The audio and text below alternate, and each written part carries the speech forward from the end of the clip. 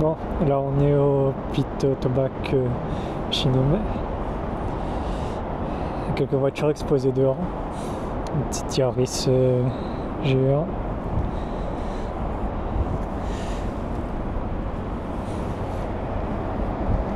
Puis l'échangeur, on voit comment c'est énorme devant. Là, il y a un radiateur d'huile.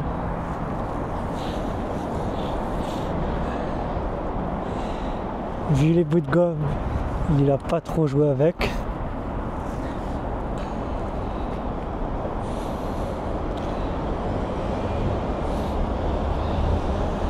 On va voir le siège conducteur en carbone.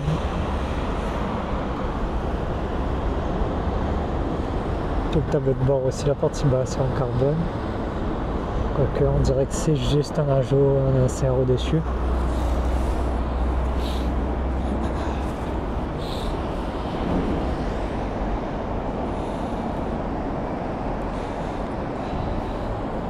Petit échappement.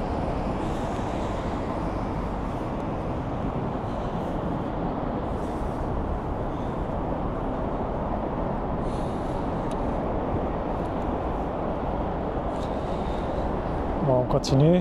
Bon, une Tesla, désolé, mais je passe pas trop dessus. Là, c'est une Subaru.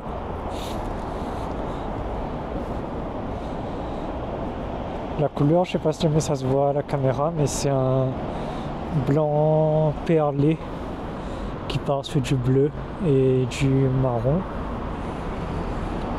C'est un espèce de nacre vraiment poussé, quoi.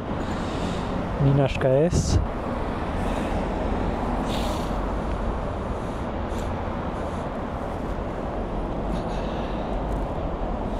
C'est quoi cet énorme écran dedans?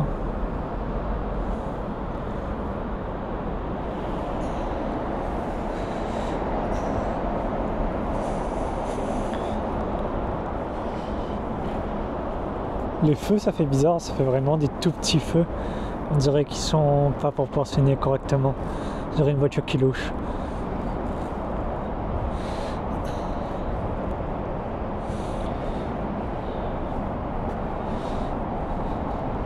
Ouais, sinon ça a quand même de la gueule. Hein.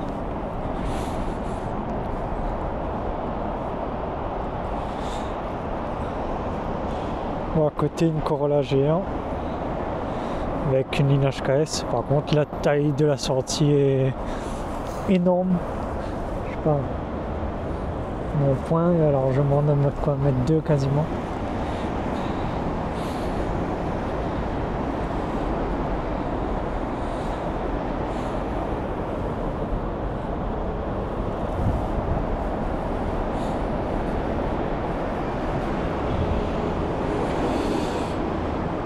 Voilà, il y a quoi? Il y a bas de caisse, lame avant. Le capot, c'est peut-être d'origine ça.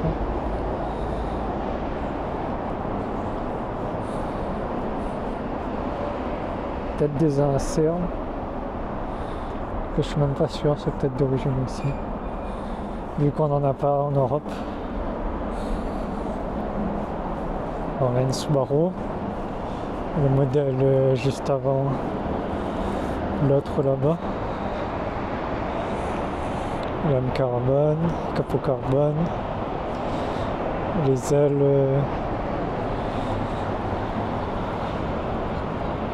en carbone aussi, c'est juste les extracteurs qui sont pas peints. Il y a des flaps sur les côtés. Un capot en... non, un toit. Non, c'est un covering. Donc l'intérieur, tu vois, en hardi. Le pommeau est joli par contre.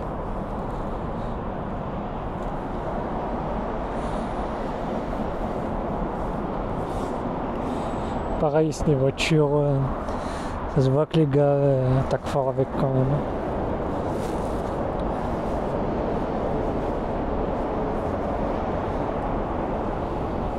Du coup, l'échangeur est resté sur la partie haute avec une énorme prise d'air.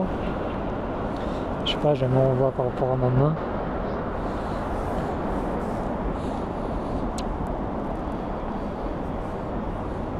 Voilà.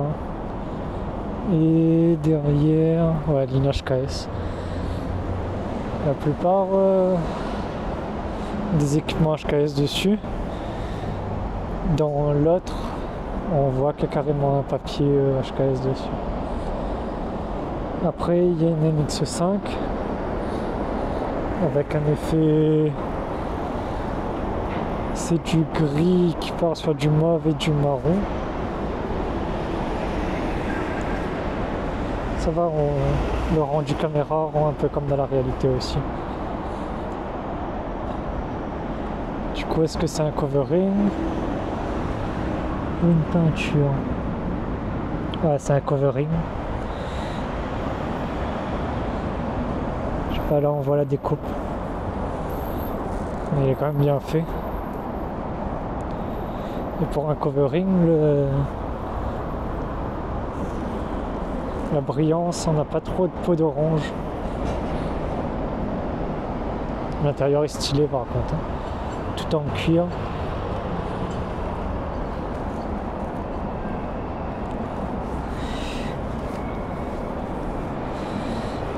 Pareil, ligne HKS. Bon, je vais faire quelques photos et après je rentre et je vous montre un peu si j'ai le droit de filmer dedans.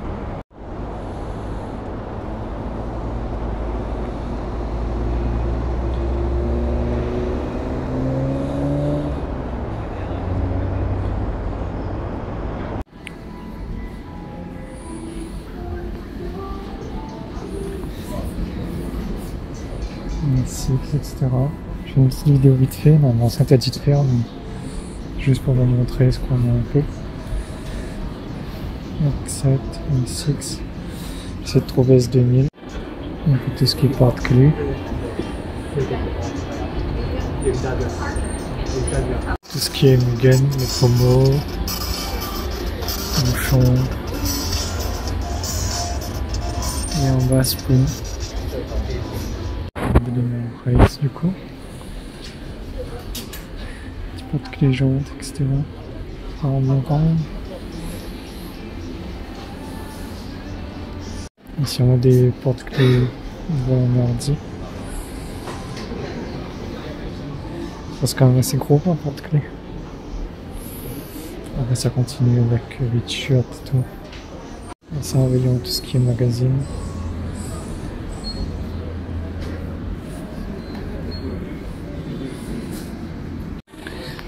Encore pas mal de porte-clés. On a du Mitsubishi, chaque version. Après ce qui est dommage, c'est que pour S2000, il n'y a que le jaune. Il n'y a pas d'autres. Du coup ça m'enquiquine un peu quand même. Deuxième étage, c'est plus pour le tuning, pièce de tuning et tout. HKS. Petite clé et tout, jusqu'à les sandales. Les échappements. Les poufs.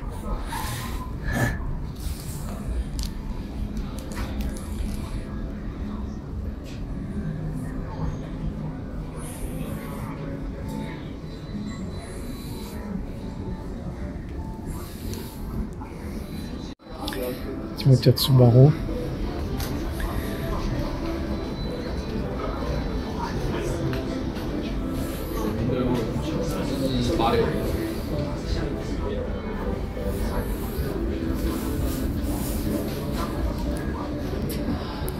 Ils ont jusqu'à des boîtes métiers. Après là on retrouve un mur d'échappement, de suspension, d'admission.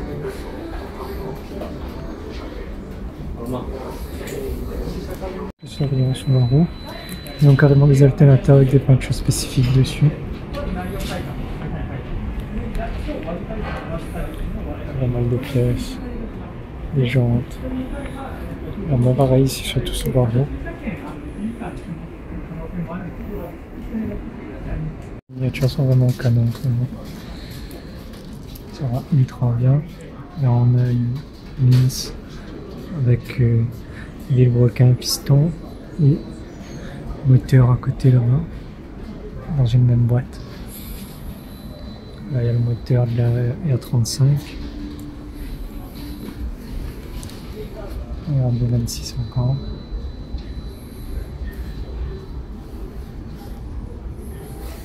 Vraiment stylé quand même. Le tome c'est du Honda. Donc un 9. Petit TG.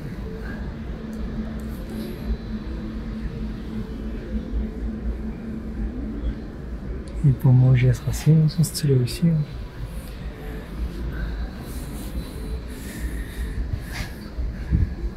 Pédalier.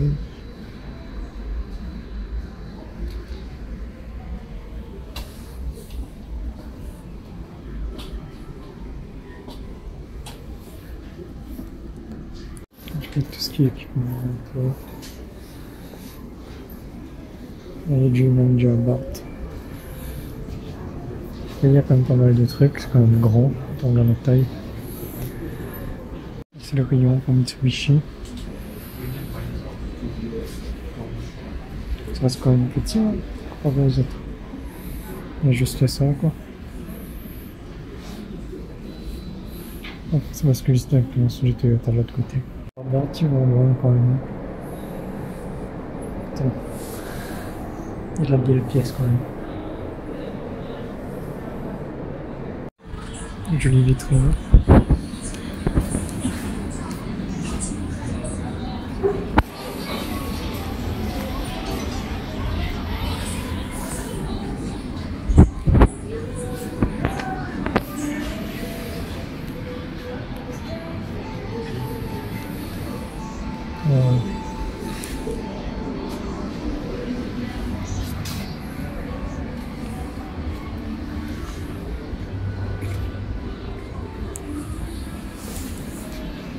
Du Honda.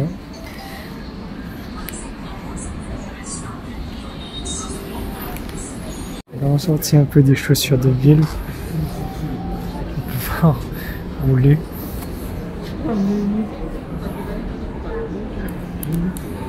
Genre derrière c'est vraiment conçu pour pouvoir rouler en même temps. Un petit tour du parking vite fait. Parce qu'il y a aussi de jolis trucs. Allez, Subaru, Mitsubishi en mode 4x4, une Mercedes, c'est une classe C, REC, c'est 63 MG.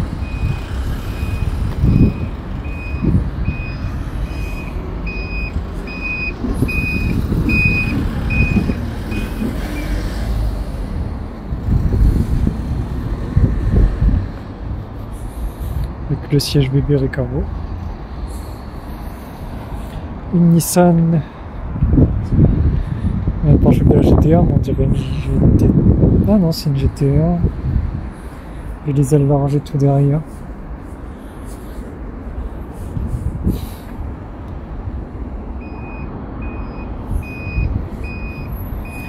Une Mitsubishi.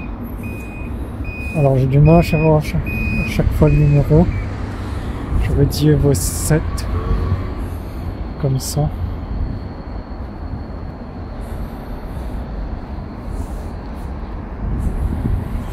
Avec les petits numéros tout. Un petit peu.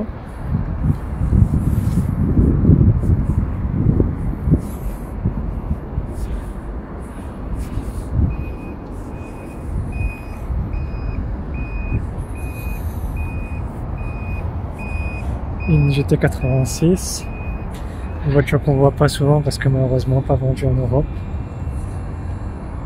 C'est... je sais plus comment ça s'appelle.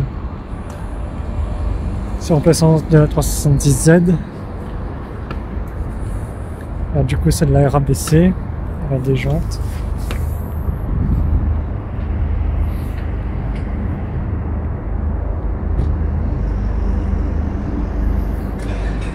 Ici. Ça va faire les 10 Z. Du coup lui il est passé en mono sortie. Énorme. sentier. Je vais prendre quelques photos et j'irai voir l'autre côté là-bas. Ça me tue. Bon allez, de l'autre côté, pas grand chose. Là il y a une Subaru.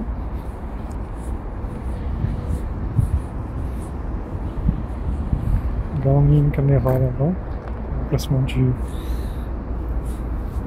logo. Les Japonais adorent les voitures blanches quand même. Tu regardes 90% du parc et automobile est blanc. Là une 370Z avec pas mal de pare-chocs à muse, ça je crois. Vraiment propre. Jante Advance.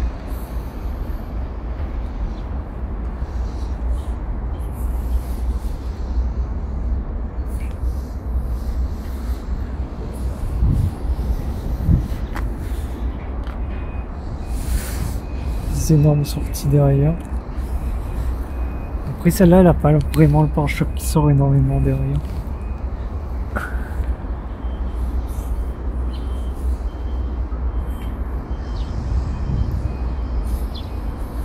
Bon, ça va bien quand même. J'hésite à aller voir si on a dans le parking, mais je pense pas. Pas grand chose, une petite aborde, une Boxster avec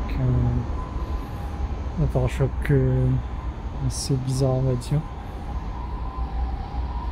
Et là-bas une Legacy Break. Sinon c'est tout, je vais essayer de faire un petit zoom. La Legacy. Sinon c'est tout.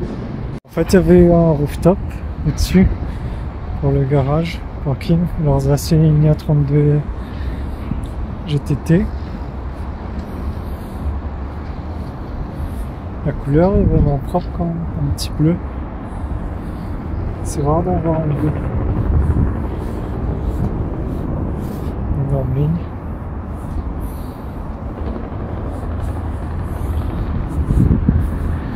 Bon, de ce côté-là, pas grand-chose. Aussi une autre GTT, mais...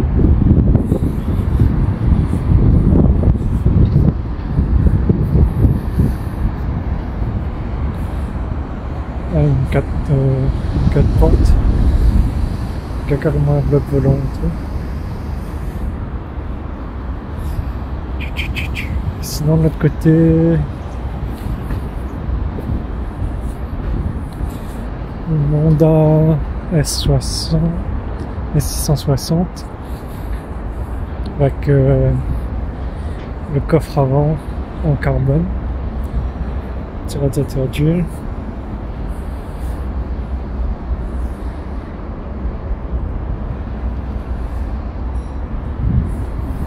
Une MX5,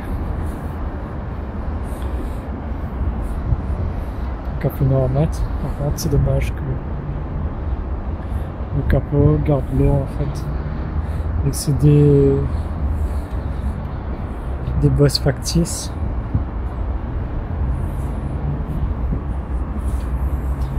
L'intérieur il y a un siège Recaro pour le passager, un autre siège différent pour le conducteur. Béquet carbone, peut-être pour la mission, ça je pense carbone. MX5 avec l'aileron et tout.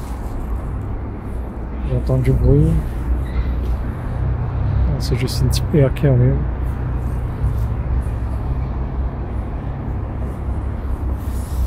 Avec un beau kit frein quand même, dessus. Intérieur.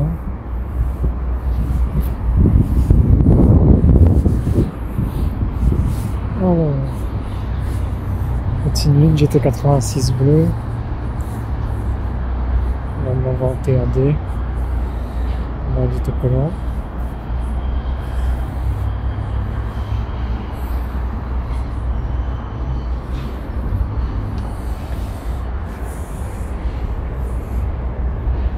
4 sorties derrière du coup.